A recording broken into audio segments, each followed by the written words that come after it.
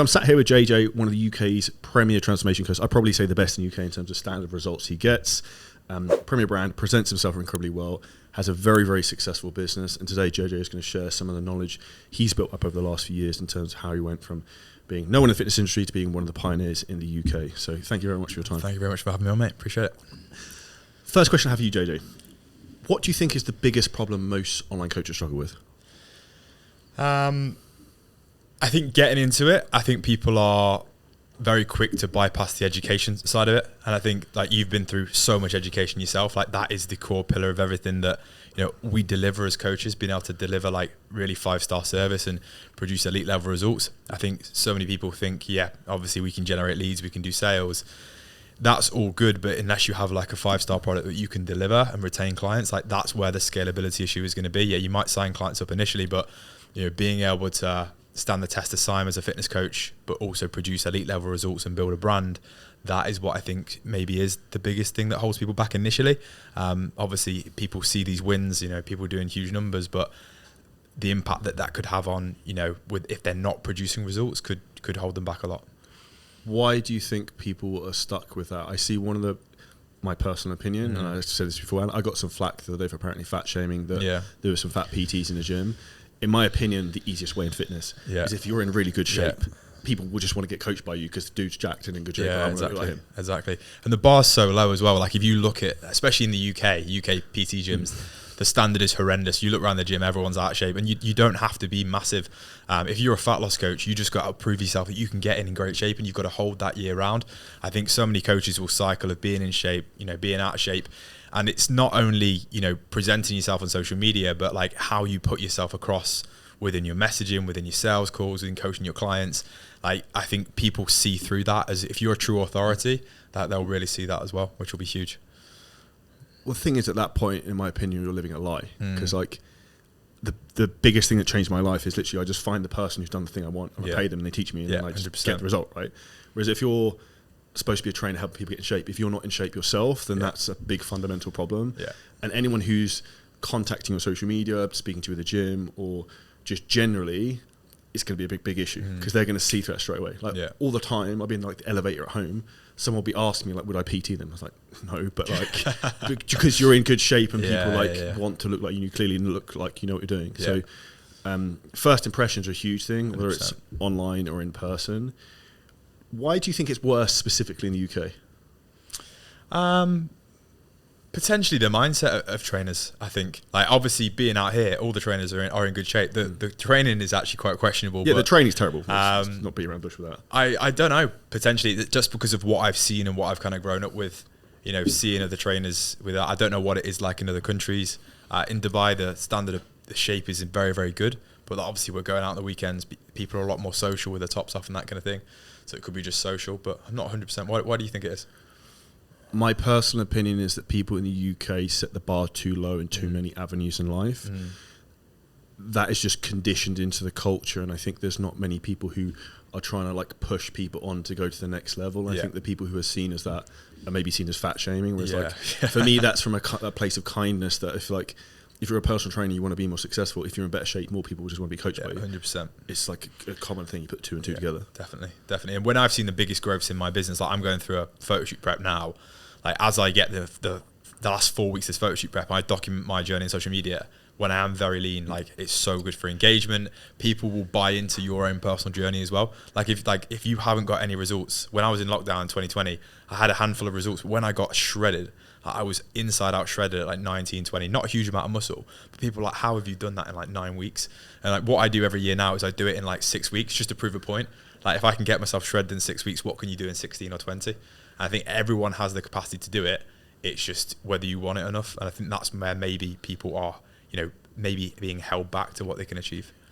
And I think that's down to two things. One, they don't have someone to hold them accountable, which is why I think the best coaches generally have coaches. Like I have someone coaching me for fitness. I have done for the last 5-6 years. Like they constantly have a mindset to get better. And anyone watching or listening to this, if you want to be the best in business, you should also want to be the best physically you can be. 100%. And like the two come hand in hand. And I would also say some sales advice from anyone in terms of if you're speaking to an entrepreneur who's really successful, if they're really successful in business, it's actually easier to be successful in fitness because in fitness we control what we eat. we control what workouts we do, we can control our entire life. In business, like there's a lot of external shit that just happens. Exactly. That you're just along for the ride. Yeah, 100%. In terms of your own growth of knowledge, what first brought you into the fitness industry and first brought you into the online space? So I was a personal trainer all the way through university. So I went to university to study sport and exercise science. I wanted to go and be like a fitness S&C coach, as most people would in football. And then I kind of landed myself a full-time job at a really high-level body transformation facility in Liverpool where I was working. And that kind of, it was full-time. I didn't intend for it to be, but then I just fell in love with that process. I worked with there for 3 years, worked myself up to like the head tier of trainer there. I was getting like amazing results with a lot of corporate clients that were kind of coming through the city centre. They were charging me out at like their most premium trainer. Lockdown hit, and then I was like, I have no job. So I completely lost the job really well. Obviously, could go back to it, and I had to build myself up an online presence. So I literally had like 200 Instagram followers, and then within like 3 months of lockdown, I had like 60 online clients. Do you know what I mean? From literally just putting myself out there, putting myself through a transformation, coaching my brother, coaching like 3 of my best friends, and then built up social media from there. I didn't have any social media before 2020 really. What would you say to anyone who's in that situation? They're afraid at the moment to like try something new, because I think this is one of the things people are very apprehensive. And back in the day when I first started like putting content on social media, like people were literally saying behind my back like, who the fuck does Charlie think he is doing this type of shit? For sure. I think you're going to have that from anyone, but like if anyone says that, like it's probably coming from a fear of insecurity anyway, of like, they're not where they want to be, so they're going to put you down. I would just say do it. At the end of the day, like you're going to look back in 5-10 years and think, what if not? So, if you are thinking about doing something, just do it, because ultimately the better you are going to be really bad at it initially, but the more time you put it in, like you've done 7,000 Instagram posts, right? So it's a lot of volume. It's a lot of shit posts as well. It's literally like the more you do something, the better you get, whether that's creating content, coaching clients. Like you are going to be terrible at it to start off with, but if you truly are passionate about, becoming an online coach or becoming successful, just do your best, and keep doing it at a volume. And that's like for me now, my focus is now business, content creation, getting really good at that so I can impact and change more lives. So if you're someone who's thinking about that, just take action faster.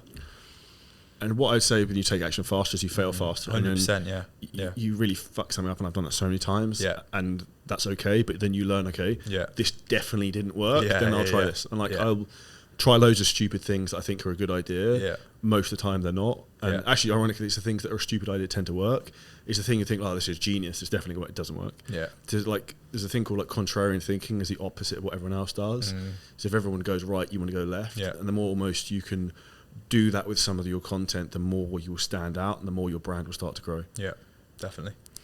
In terms of how you position yourself, you obviously have very high level results within like people you've coached and your coaches coach, and the way you present your brand. How have you got that across? Is that something you did from day one? I think I just set my standards really high. So like all my lads that work for me know that we have a standard of result that I will only put out. So like they'll work really, really hard to, cater for the clients. Like I know hands down my service, not being big headed anyway, will top a lot of other trainers because of how much we care and we deliver, the systems and automations that we have in place for the business. I've got like 75 videos of educational portal. If anyone has a question, we have an answer. So like the thought process and the background to it is not just a check-in people are getting, and that's why we can charge, more premium prices. We can deliver high premium results. And just set the standards really, really high, and always question ourselves, how can we be better? We're always asking like every 2 months for every single client, are you getting everything you need and how can we improve?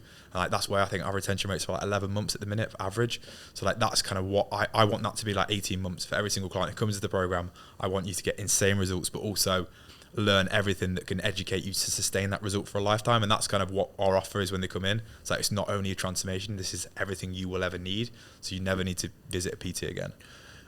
Do you find you have to change some people's perspective that it's not just 12 weeks to get in shape, not just 6 months? Because in my opinion, like fitness is for life. Yeah, it is really hard, and I really struggle with that. Like when I didn't have a mentor, or I didn't really have anything from a business standpoint in place in lockdown, like I would get sick results in 8-12 weeks, and then the client would just drop off. I didn't have that vision, roadmap, planning. So that all starts from like, week one, setting expectations for the client, getting them to think bigger, thinking like further into the future. We'll have like a roadmap that's like 2 years mapped out, and the client will see exactly kind of what we mapped out, and they're thinking, Jesus, these guys are thinking ahead. They're really having my best interest at heart. And I think that's what really helps the retention for sure. And I would actually say one of the things interesting words you mentioned there was vision. Most people who are business owners don't actually have a vision of what they want. Yeah. And like, you can't get somewhere if you don't know where you want to go. Yeah. And from day one, I knew roughly what I didn't know I'd be doing what I am right now. Yeah. But I knew I wanted like a massive fitness business. I knew I was going to crush it. I knew I wanted to go fucking like balls to the wall and let's just send it and see what happens. Yeah. I didn't know how it was going to take place and how I was going to do it yet, but that was the idea I had in my head. Yeah. And I think most people, in particular in the UK, it sounds like I'm UK bashing, don't have big enough aspirations, because if you have really big goals, you then have to fulfill those with taking a lot of actions and trying a lot of stuff. Yeah. What would you say from your perspective has been the biggest mindset shift that you've had since maybe starting after COVID to now having a business that does 40, 50K a month? Continually putting myself in bigger rooms, that's for sure. Like, just making sure that, you know, my colleagues around me, they're doing, like, people in our group now are doing, some people doing well over 100K. I want to be around that every single day. You know, they might be better from a business standpoint. How can I, you know, learn from them and, you know, learn from others? I think even like moving to Dubai, for example, like, that has such a big impact on, you know, your growth mindset, because it makes you think bigger. You are around the best gyms, the best cars, you know, the best business people. And it is, you know, it's very scary initially. I moved there when I was like 21 years old. So that was really daunting for me to do. But asking myself, you know, how can I improve? How can I be better? Investing like so much money into mentorship. I think I've probably done 50 grand now in investment, but like, I see that as like, this is what I love to do. I love to learn, I love to grow, and putting myself in environments that, you know, maybe I do feel a little bit daunting in is what you need to do to grow. And what you just said there is why you'll be successful, because you're willing to take a risk and try things. Yeah. Like, I filmed a video, we haven't posted it yet on YouTube, where I've spent over, well, actually, after the video I ended, spent more. So we've spent over $300,000 on mentors today. Wow. So it's like, fucking, that's a lot of money. Yeah. I buy an apartment for that. Yeah. But the reality out of that, I've now generated over $13 million online. So there is no better investment anyone can make than in themselves, because if like you lost everything tomorrow, I lost everything tomorrow, provided I'm still alive and healthy, you still have the skill set. Yeah. So I know how to do it. So like, if I wanted to shut everything down and start another fitness business tomorrow, I knew I could crush it, because I know how to do everything. Yeah. And that's the most valuable thing you can have, is the skill set you have and the experience. Yeah. Which, when I was younger, I don't know if you agree with this, people used to talk about life experience. Oh, that's fucking bullshit. Whereas now I actually, I always, even network as well. Like, that is so important. I've learned that more and more and more over the past few years. Two things solve problems in life. One is money, and the other one's people. Yeah. If you've got money and you know the right person, you can pretty much solve any problem. Like, all the Instagram bullshit I had like the other month, got someone who can get my account back and solve any problems. Like, if you have that type of network, you're almost bulletproof. And I remember maybe 18 months, 2 years ago, I was stressing out a lot about business, as everyone does. And I remember a mentor of mine at the time, Craig Ballantyne, said to me, he's like, what the fuck are you stressing about? It's like, you're like a made man of fitness. He's like, you know him, you know him, you know him, you know him. You know everyone, you can ask whatever you want. So like, there is no way you can screw this up as long as you just actually continue to do the work. Yeah. And this is where business is a constant mindset game of almost just keeping your head screwed on. Yeah. And like, we spoke about this earlier before the podcast, of like, you can be killing it for 2 weeks and you have 5 days where it's just like tumbleweeds. Yeah. And like, I spend a lot of money on ads. So if I have like a week where suddenly we lose like 10 grand on fucking ad spend, I'm like, what the fuck is going on? Yeah. Because I'm like, I might as well just lit it on fire. Yeah. And that's where it's having the mindset shift to understand business is a roller coaster, and it's never just like linear. Because I think some people will tell people a lie that, oh, you can stack monthly recurring revenue and like get a load of people pay £150 a month, and like, sorry, like that's not how business works. At like, when you want to get to bigger level, and I think you found that as you've grown. Yeah, definitely, for sure. What would you say in terms of compared to where you were previously to where you are now is the biggest like character trait you've trained, or like personal development? Just taking more risks and taking action so much faster. Like, you know, I'm spending this month, we're going to spend more on ads, and next month I'm going to double it, because I know the return that we get from that. I think, obviously, I didn't even touch ads before coming to you, and that's something that the skill set that I've learned has been insane, and that's something I'll have forever. But yeah, just from a personal development standpoint, I would just say taking action, you know, be very coachable, be willing to learn. You know, everyone has a very different approach. You know, volume does work for sure. You know, and trying different things, and ultimately building my team to be better, I think is a huge thing. You know, I've hired like 2 or 3 more, you know, staff members now. Building out proper systems, I think that's one thing that I would really not good at before, was systemizing anything so I could teach it to like a 5-year-old, and making that clear SOP. And that's what will scale a business, is simplicity. And I think I've learned that with you quite well, is that, when you have a system in place and you get the right people who are A players that want to win and that are incentivized to do so, both from a coaching standpoint, lead generation standpoint, sales standpoint, that's where businesses can really scale fast once you have that system. And I'm not far off it. There's like maybe one thing missing at the minute, which is one probably key staff member that we need to bring in, and I think it should scale pretty quickly. The thing you said there that was interesting is about hiring and team members and developing that. And like, I'm smiling because I know stuff now that I didn't know a year ago, and I literally said something the other week. It's like, how do we function without doing this stuff? Yeah, because you don't know what you don't know, and the game at a certain point is leadership and team building. So it's like, cool. Like at one point I had like 52 people working for me. It's like, how do I get all these people to do what they're supposed to do, communicate, and it not be a fucking mess? And it was pretty messy earlier in the year. And now we've actually trimmed the fat down and have less people. And ultimately, I can say this from experience when I listen to this, you don't want a fucking massive team. No. Because it's a massive headache. Like our content team is 10. Like that I'm fine. That actually is working really, really well now. We had a major fuck up the other month, but people can probably guess what that is. And the reality is that once you have a team that you actually have that are all like working together, and you want to have like each department running individually, so it's not all coming to you, everything gets easier to manage. I think most people struggle with the team because they hire the first person fucks up, and they're like, well, I definitely can never hire anyone again. Yeah, exactly. And then they just like, they have the golden handcuffs, well, I'm just going to coach everyone, I'm going to do everything. Yeah. And I did that for a while because I remember having 200 plus coaching clients at one point and doing everything else. And it was like, if someone had actually just seen what I was doing that time and to be like, yeah, you definitely don't want to do that, I would have probably doubled my business within 12 weeks. From your perspective, how has your mind changed in terms of hiring from where you were before? What do you think is the biggest lesson you've learned? I didn't know where to hire people before, so I would just stick it out. Like my hiring funnel now is a joke. Like I launched a new ad yesterday for a setter. I think we've had like 41 applications already, because I put it into like every single lead generation group, school group, Facebook group, Upwork, and even asked my VAs to kind of pull other people in as well. Like that would never have been possible before, and now I can filter through and I'm delegated that to someone, right, get me the best 5 candidates, and by next week we'll have somebody hired. So like that funnel of like, going for quantity but then filtering down to quality is really important, rather than putting it out and getting maybe 2 or 3 people apply, taking the first person that does it. Like quality is so important, and that's what's held me back, especially for the past maybe 4 months, 5 months, was having probably 1 or 2 like bad weeds that you don't realize. And then when you get somebody in, like I've just hired somebody a month ago, the difference that it makes is insane. And now we can scale ad spend because we're booking a lot more calls. Having a new salesperson in that close rates another 15% more, is a huge thing. And then it's just constantly developing staff and building the system behind it. And obviously the more time staff are with you, the more they develop, providing they're a good person. And that's where we're at now, where we're ready to really start taking things off. One of the things that you said there that is so interesting, I obsess over data and numbers. I'm a nerd for all this shit. So I have a massive spreadsheet for our paid ads funnel that comes in, and we track about 15, 20 different metrics. And I literally just like analyze all the numbers like a proper like Rain Man moment, like numbers everywhere. And the reality is like small little tweaks can make a massive difference. So if I look at, for example, our ads, I know our cost per acquisition on our paid ads, say for example for the mastermind, is around $490, varies between $480 to $600 a month.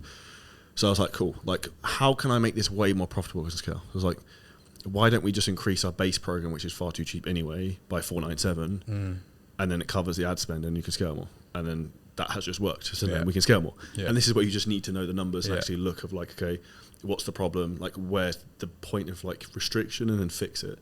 So like the more you can understand those concepts, and I say if anyone listens to this probably sounds more complicated than it is, it becomes very easy, because it's just basic math of, okay, if I just move that number up a little bit, we might close slightly less, but if we make way more, we can spend more. And then same for you, if your close rate, if you've got a closer who's doing okay, if you bring someone in who's a rock star, does 15% more, guess what, the ads are profitable. So then you can spend more and you can actually grow the business. So it's like you just have to find what's the thing that looks off and then fix it. But most people don't know what good looks like, if that makes sense. That's like you said to me today, like my ads are running like a 3x return, but we're only spending 4 or 5k a month. I was like, imagine if we could spend 10 or 15. Like you're literally just gonna triple the income coming in. So I think learning to be more aggressive with it. I think I was just very scared to do it. I think I'd only run ads maybe 1,000, 2,000 a month before coming to you, and they were doing okay. Well, they weren't doing great, to be honest, but as we've come into it, you teaching me to like analyze the data and looking at like cost per acquisition, like I know exactly where my business is. I can see the problem from looking at a data sheet is really key, and then it's just knowing when to fix it. Because I think one of the things, and you might agree, is like a lot of trainers don't know where the problem is, or they're just guessing when they don't have the real data and the numbers. And when you have a business that's run off numbers, you can make like really clear decisions very quickly. In particular, when it comes to spending paid ads, because it's educated gambling, is the way I'd say. It's like, cool, like if I put £1 in and I'm getting £3-4 back, plus we're gaining hundreds of followers every day, there's a pipeline of people we can probably sell in the future. There's no way that I can't spend more on this. So then the obvious answer is then to actually just increase the spend up. But most people don't have the minerals, I'd say politely, to be like, well, fuck it, I'm just going to spend more and then see what happens. And I say this a lot, but like I've spent 1.5 million maybe on ads. I've lost a fuckload of money, but then I've made a load of money as well, like way more. Same as in crypto. I've lost loads of money in crypto, but I've made loads as well. And you have to be willing to like, okay, test stuff. Like this ad didn't work. Cool, I'm going to shut it off and then set up another one. And I'll give you an example. We're running YouTube ads at the moment, which is a slightly different challenge. And I was like literally at the point maybe like 2 weeks ago, so I was like, I'm going to fuck this off. And then we had one sale come through and I was like, that's actually basically profitable now. I was like, cool. And then we had another sale come through. So sometimes you just have to be patient, but also like analyze the numbers, because I hadn't spent enough on those campaigns to actually see it profitable. So if you, for example, what's your average cost of acquisition? £250. Okay, so if you're running an ad and you've got a new campaign and it's not doing very well, but you've only spent £100, you've got to let them run to 250 to give it a fair shot. But if you don't know that number, you're like, well, I've spent £150 and like haven't sold anyone yet, then I'm just going to switch off. Because most people do that too often. Definitely. But I think even what you guys say in the mastermind, like even people who haven't got that budget, right, 250, like if your cost per call is going over like way over £100, you're probably not gonna, or even cost per lead is too high. You don't need to wait that long with lower ad spend potentially. I would agree. So I try and just not scare people off. So spending like 300 quid. The base math I'd recommend everyone takes from this. I look at so just how can I stack the deck in my favour so that the law of maths, this has to work. Is if you can get messages for under £10 and you can book calls for £100 and under. There's no way if you spend £1,000 and you book 10 calls, can't make it profitable. Like as long as it's roughly your ICA, you're going to close someone unless you're terrible at sales. Then the thing is to fix the sales issue. So like look at the problem, but that would be a rough guideline I'd say to people in terms of that was a game changer for me when you taught me that. That was really, really key. Because I think, you know how I said earlier, you don't know what good's like. If you don't have a bit of a framework in terms of like what am I expecting to look here. So, like, for example, because I was coming into this not knowing what was good, what was bad, and like anything to work from. I think I have it all in my right hand side of my ads tracker now, and it's just like clear for me. So if I can see something's out, it's like there it is. That's coming off. And that's where you just look for the problems. And then the big thing with anything with scaling a business is everyone has the same amount of time, but it's where they allocate their time in the business to then grow it. But it's the same thing in terms of money when it comes to ad spend. Is where can we most efficiently use our resources to get as much money back as possible. So if you can see really clearly, okay, this isn't within the metrics I want per cost per call book, then cool, let's switch it off. And so that's a huge thing you've obviously picked up. I would also say for anyone listening to this, when it comes to the advertising side of things, it's like a lot of people actually start budgets that are way too small. Like if you're spending £10 a day, it's like, dude, like you have to run the ad for 30 days to be able to see anything.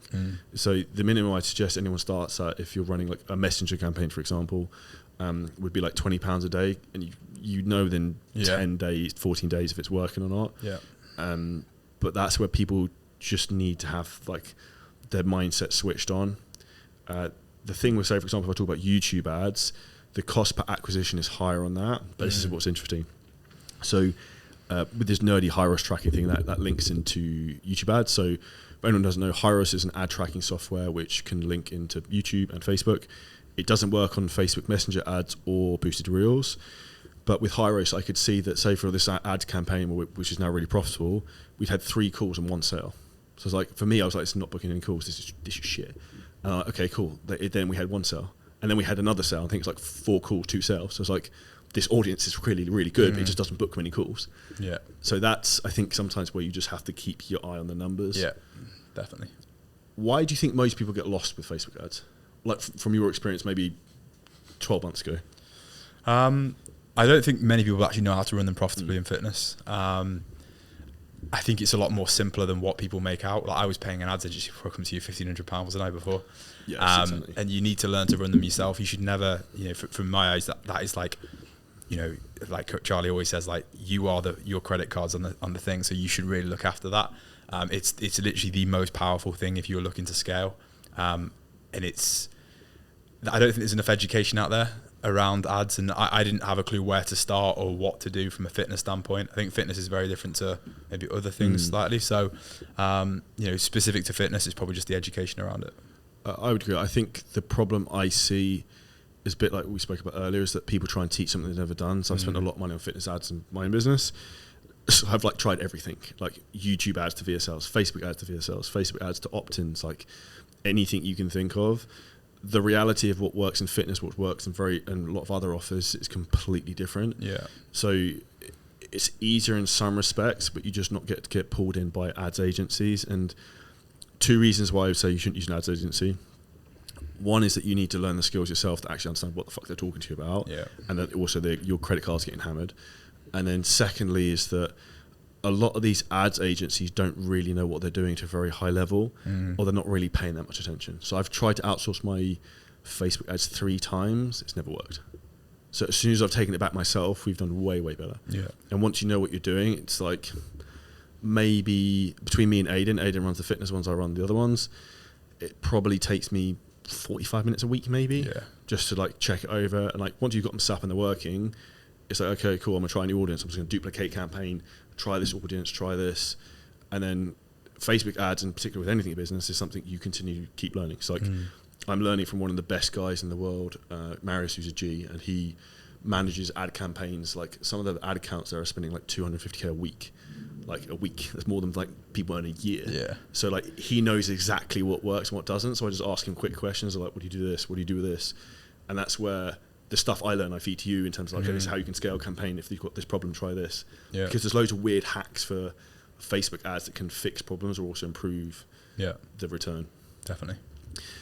One thing I know you've changed in your business also has been like increasing the prices. And I know transparently when I first started fitness, I did completely the wrong thing. I started a low ticket program who was selling like £97 8-week transformations. I then had someone a few months later who bought a £9,000 program, and I was like, I'm definitely not doing this cheap thing anymore. How has your mindset changed with that, and what noticeable changes have you seen in your business, maybe the clients you've had? Yeah, I think just a lot more high level clients, and not necessarily increasing the price of the whole program, like the whole business, because I'll have some trainers that I can sell below, but for myself personally, I'll price myself like way above everything else. The quality of clients are there, for sure. I'll only work with a specific type of person now. The clients are so good in terms of just sticking to the plan. Like I'm specializing now a little bit more and working with people that are a little bit older, like 30, 40 men, in high performing careers. I actually have a lot more in common with them as well. So like, I really, really enjoy it. I'd probably say that, to be honest, but like actually thinking, like I sold a program for £5,000 and I couldn't believe they paid me that. That was absolutely insane. I never thought that was possible until coming into the program and being able to do that with the specific type of person as well. Because I was always doing organic stuff before where, with my clients, maybe we charge £200, £250 a month before, which we still sell to a lot of the young lads that come to the program and want to work with the coaches. But having that other option, which is again, a lot more pricey to those specific type of people that I want to work with, has been massive. I imagine this has happened, or if it hasn't, it will, because I've like in my fitness business towards the end when I was coaching people, I was selling some people for 10k for a year. Yeah. And the type of person who's going to pay £10,000 a year for a fitness coaching client is someone worth knowing. Yeah, definitely. So I had a guy who's like a billionaire in Iceland, a tech company, another guy who's a big finance company in the UK. And what I found is often these guys would almost just want to be friends with me because they thought it was cool for whatever reason. And then they don't bat an eyelid at the price either. They don't go, and then, but then they would also almost like end up like mentoring me because they could see something in me that maybe they could see in themselves. They're really good. Like I love jumping on Zoom calls, with a few of my CEO guys who are absolutely killing it, and I learn from them as well. And they don't mind that, to be fair. Like we have a really great relationship now with a lot of the clients that I work with, so it's been really, really good. How old are you? 25. Okay, so that's wild. And one of the reasons I say that is now I'm 35 in December, I hate to admit it, that, for example, on Sunday I gave a friend of mine's son a MacBook, basically an iMac, a vlogging camera, and one of Alex Hormozy's books, because he started making like money online as like selling shit to his rugby team, like programs, whatever. So I was like, dude, like you can make loads of money here. Like take your stuff and like get cracking and make fucking full use of it. And I can now see, as like slightly older to some degree, how when you see someone who could do really well, like you want to help those people, because I didn't really have anyone help me massively when I was younger. It was like, if I see someone who can be pushed, I'm like, cool, let's give this guy a nudge, because like that one little push can sometimes completely change someone's life. Definitely. I imagine you probably see that even with some of the team members you even have, you can probably build in your own business, because that's for me, it's one of the things is like, as your business grows, it's like pouring back into the people in your business, and like, how can I develop all of these people? 100%. Like I've had my coaches like 3 years. Like they've been with me, like Jed and Billy have been with me a long time. Jarv in Dubai has been with me 6 months. Like I know I think for sure they're going to be with me for a very long time. Like they're really well paid, they're really well valued. The relationship that we have with them is amazing. I pay for their own coaching as well, with their own mentors. So they get their own physique coaching included. You know, we cover all their travel and that kind of thing. We put them through like J3U, precision nutrition, all these courses, and the level of coaching that they have now compared to where they started with me is like next level, and the results they get is nearly as good as mine. Do you know what I mean? So like being able to be a part of, you know, a coach's journey, seeing them transition, but also give them the opportunity to coach 60, 70 clients when, you know, realistically the online coaching world is hard for a lot of people. A lot of people don't want to create content. And they hate creating content. They absolutely hate it, and they're not business minded at all. They literally just love coaching.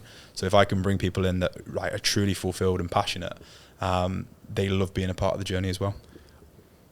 I don't know if you think about this, but I think about this a lot. This is probably a very strange thing I'm going to say, is that like, back in the day when I was an estate agent, I was earning good money, I'm not going to lie, but if someone offered me a job as you could work as an online coach, you can make however much a month, like decent amount of money, you can work from anywhere, you can work from home, I'd have taken a hand off for it. Yeah, definitely. So like, I think there's, and it's actually the same as you mentioned, you get loads of people applying for job roles. A big myth I see a lot of people thinking is that, oh, this team member wants to leave, we've got this problem. It's like, I won't be able to find anyone else. I was like, dude. You will. Like, I probably, if I open my Instagram now, I probably got like 30 DMs of people wanting jobs. Like, there's so many people who want to work online, and anyone who's listened to this or who has worked in a corporate 9-to-5 job knows what shit feels like. And that is literally it, of like 2 hours commuting a day. You're wearing a suit and tie all day. You're dealing with just corporate bullshit.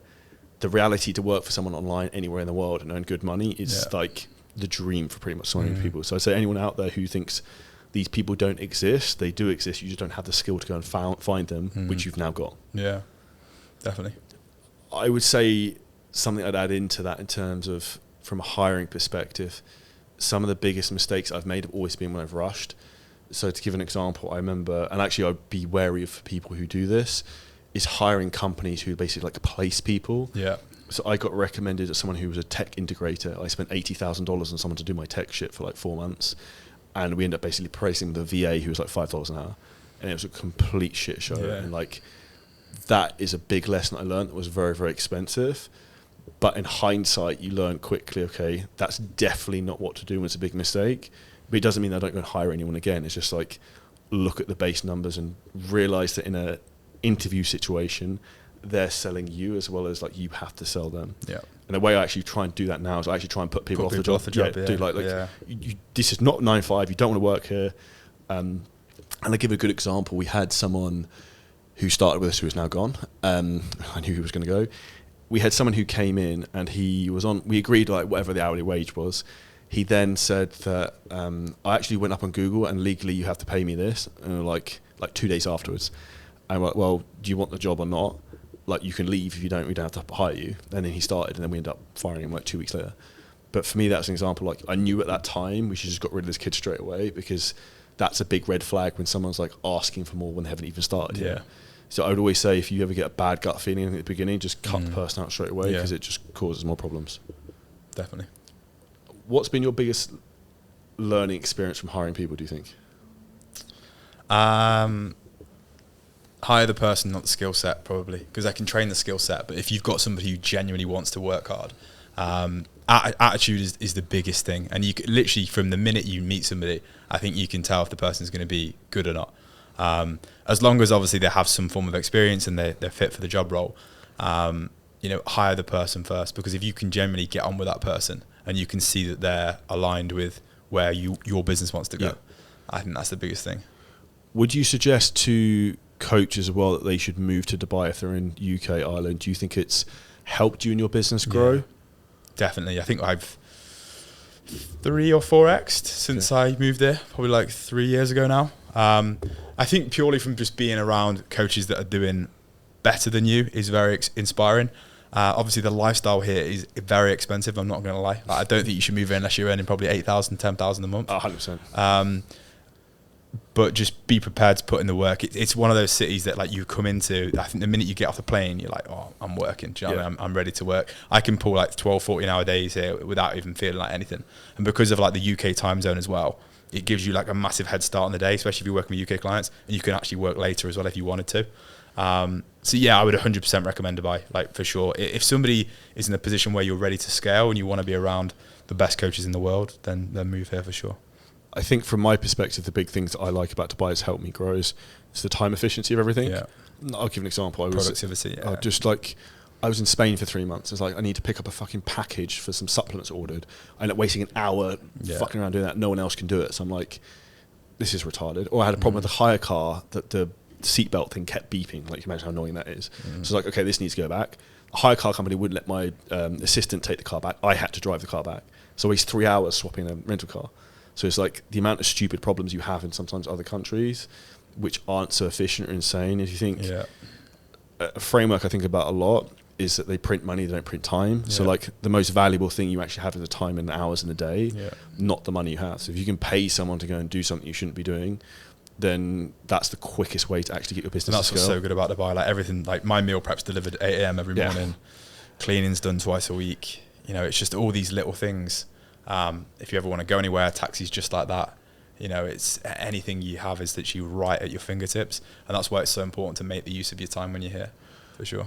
One thing I was actually going to add into what I just said there with that is you have a podcast and you're going to want to start pushing it. So one of the best things with that here as well is within half an hour, you've got like some of the most talented people in the world. Yeah. Like I got like, I don't know, a friend of mine, Will Brown, lives in like 5 floors up from me. So I did a podcast with him. I literally just went upstairs. Yeah. Like pretty much everyone lives in the same areas. So it's very easy to connect and do stuff like that. Whereas I was in the UK for 2 weeks in September, and I thought about doing some podcasts. I'm like, it's going to take like an entire day because I have to drive to like Manchester. I've got to drive to these. And I was like, this is just not even worth it in terms of an efficiency point of view. Yeah. So there are so many things that let you grow faster because it's like the handbrake's off and the friction's removed. Yeah. And I think for you in particular, is one of the big things I feel for you to get to the next level in 2025 is really building like brand authority, like massive presence. Yeah. Is going bigger into long form content because you can pull people into that, and it also works on like autopilot. So people will be watching this podcast while I'm asleep, or like it would keep going. Whereas you can make a dope reel, and you've had some sick ones go viral. We can talk about that. Yeah. But the content will start to work behind the scenes for you, but also start to warm some of the leads coming through from ads. So if you get like a lot of people have, oh, these leads are really cold coming from ads. Like, yeah, they are because they don't fucking know who you are. Yeah. But if you can bring them in and then they watch some of your YouTube videos, they watch some of your podcasts, and they start to get into the ecosystem. They're like, oh, I like this JoJo. I heard this sick tip for X, Y, Z. And then they slowly start to get like bought into you. Yeah, definitely. One of the things I mentioned there was your content's obviously exploded a lot recently. You've had your first viral video I know you're fucking ecstatic about. Yeah. How have you changed in that perspective? Because I know that was one of the things you didn't necessarily enjoy making content maybe at the beginning.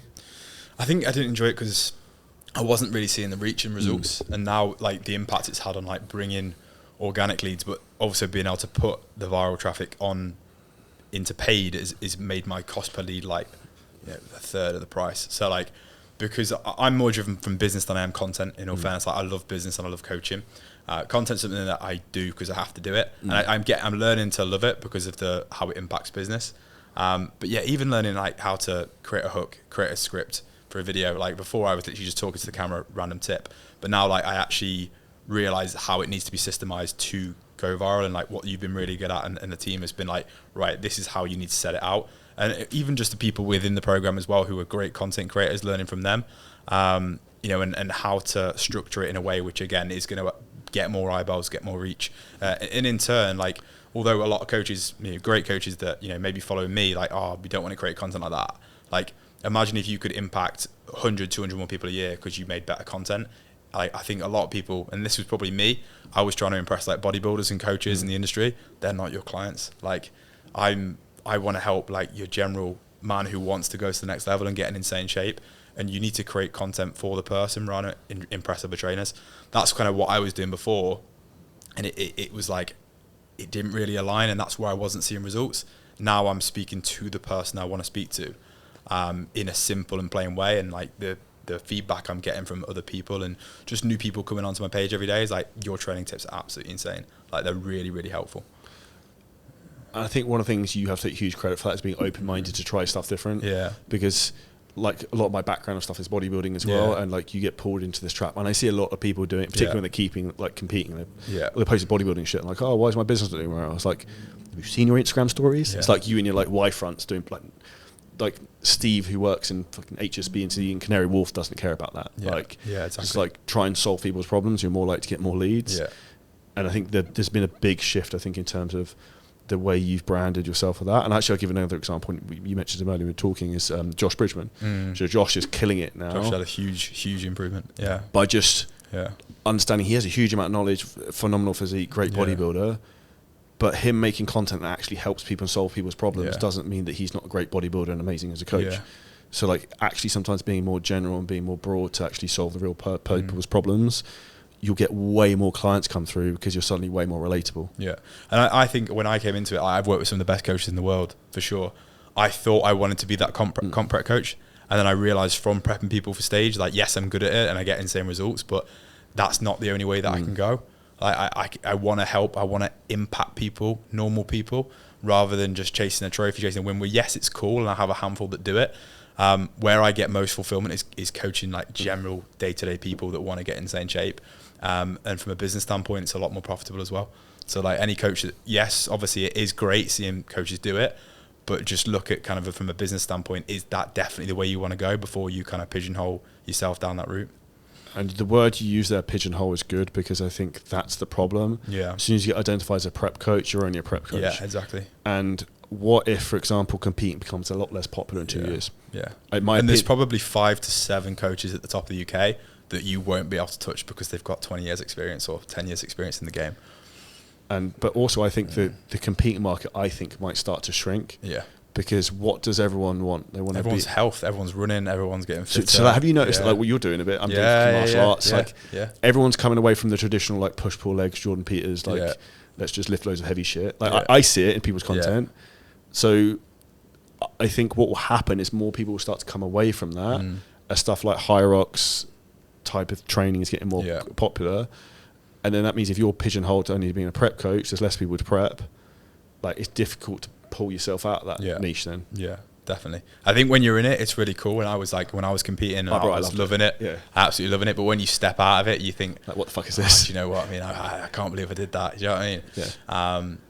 It's even the content you make. Like I look back at some of the stuff I was doing, like, what the fuck? Like I look great, but it's like, I know.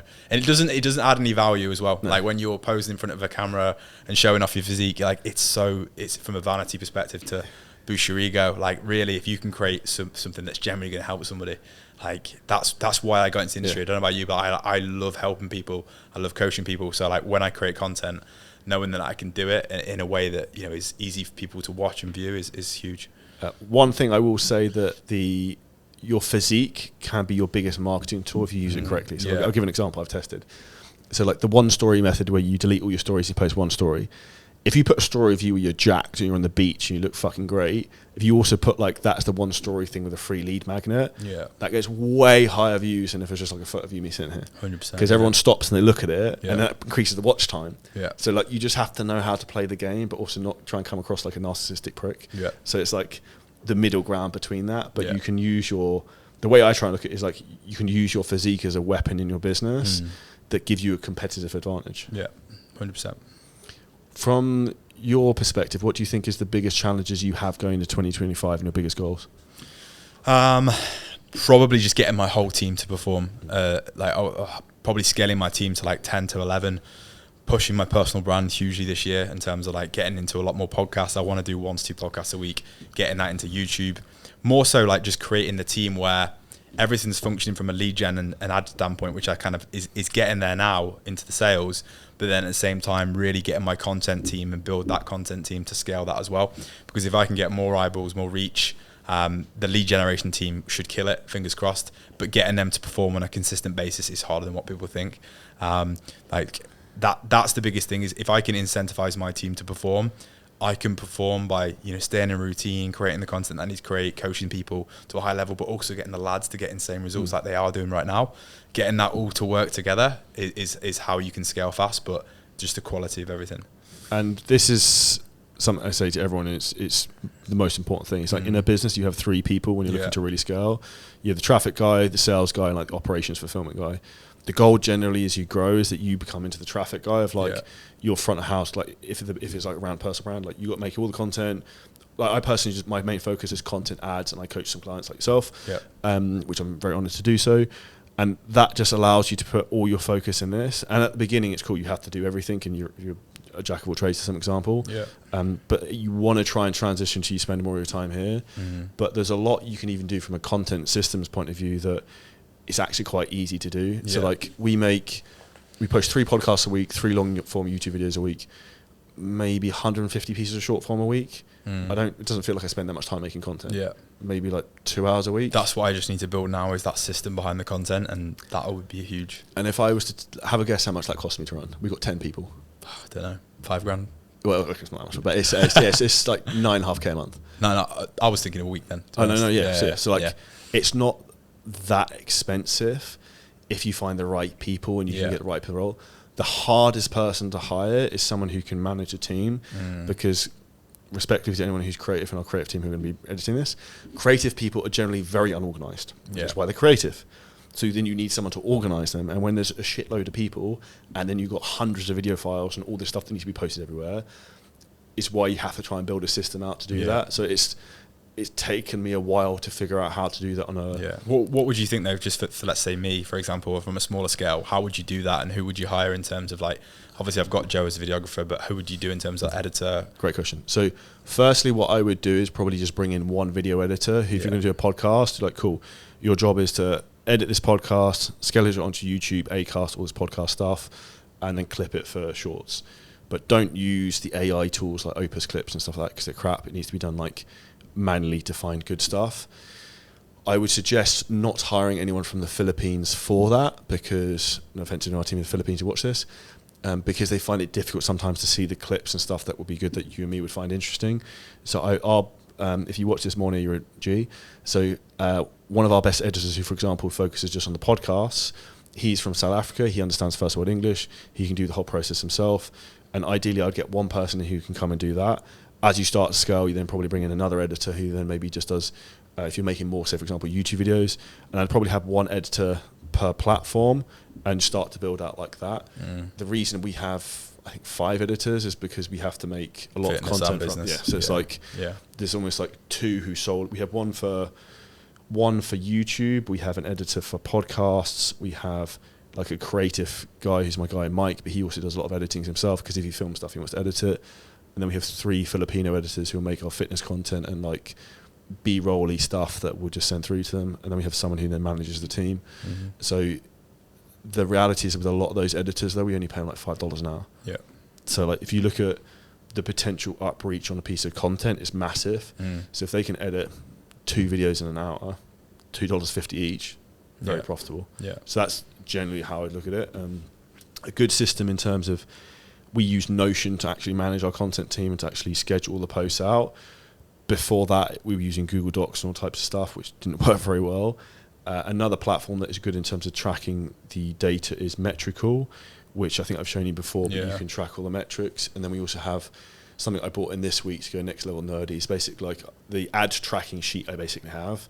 We now have a content tracking sheet, which tracks all the KPIs in terms of like views, followers on like all the platforms. And then we're going to set monthly goals, like, cool, we want to get to this many subs, this many like downloads, etc. So we can try and give people a target. And it's that expression of like what gets measured gets managed. And it's interesting you say about your setting team, because actually people who are watching this, I say the most important thing you actually need to put pressure on is them. Definitely. Because they often get very, very lazy. And one of the easiest ways to do that is by having like daily meetings with them. Like that's the most valuable thing. Yeah, we do end of day Loom reports now. Yeah. Bro, how much better is that? So much better. Yeah, so much better. So like I get that from everyone, like the people who report to me, and it just stops me having to have meetings all the time. I know in 3 minutes what's going on, what they've done, and what they haven't done. Yeah. Have you got any questions for me? No, that was my only question I had in mind. Cool. Yeah. You're in a great position into 2025, so no doubt you'll crush it. What would be your one piece of advice for anyone who's listening to this, like you've worked with us for a while, who's maybe sitting on the fence whether we can help them or not? Yeah, I would just say just do it. Like at least have the call and just see where your point of constraint is and see what the problem is, because it probably can be solved quite quickly. I think you just need to, be open-minded, be coachable, and let people help, but be willing to be coachable as well. Like there is very different approaches that, people will have. So you might have an opinion on it, but at least have the call and see how you could scale. Because people in the group, like, look at the guys that are killing at the top, like, success leaves clues. So, I would, if you feel like this is going to be right for you, then do it for sure. Cool. Thank you. Where can people find out more about you?